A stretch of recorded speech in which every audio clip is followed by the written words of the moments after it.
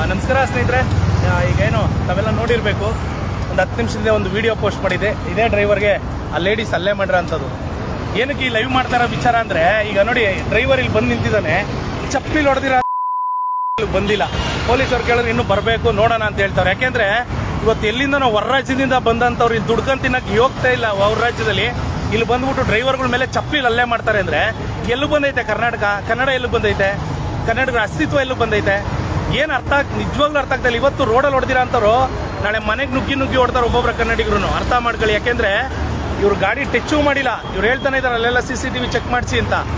ಅವ್ರು ಹೆಂಗೆ ಹೊಡೆದಿದ್ದಾಳೆ ಅಂದರೆ ಆ ವಿಡಿಯೋ ನೋಡಿದ್ರೆ ನಮಗೆ ಬೇಜಾರಾಗ್ಬಿಡುತ್ತೆ. ಯಾಕೆಂದರೆ ಈ ಅಪ್ಪ ಸುಮ್ಮನೆ ಇರ್ಬೋದು, ಅದೇ ಜಾಗದಲ್ಲಿ ಬೇರೆ ಯಾರು ಇದ್ರೆ ಖಂಡಿತ ಸುಮ್ಮನೆ ಇರ್ತಿಲ್ಲ.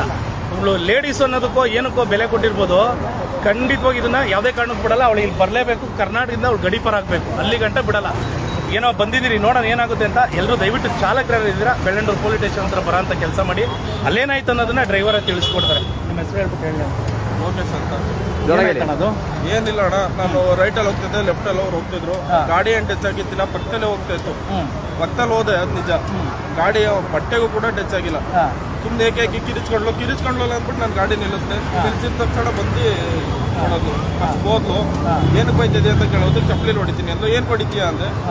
ಅಷ್ಟೊತ್ತಿಗೆ ಚಪ್ಪಲಿ ಹೊಡೋದು. ಆಮೇಲೆ ಇವನು ಫ್ರೆಂಡು ವಿಡಿಯೋ ಮಾಡ್ಕೊ ಅಂತ ಆಮೇಲೆ ವಿಡಿಯೋ ಮಾಡ್ತೀನಿ. ನೋಡಿ, ಯಾಕೆ ಅಂದರೆ ಇವತ್ತು ಲೇಡೀಸ್ಗಳ ಮೇಲೆ ಏನೇ ಮಾಡಿದ್ರು ಏನೋ ನಾವು ವಿಡಿಯೋ ಮಾಡಿಲ್ಲ ಅಥವಾ ಸಾಕ್ಷಿ ಪುರಾವೆ ಇಲ್ಲ ಅಂದರೆ ಇವ್ರನ್ನ ಇಷ್ಟೊತ್ತು ಒಳಗೆ ಕೂರಿಸ್ಬಿಟ್ಟಿರೋರು.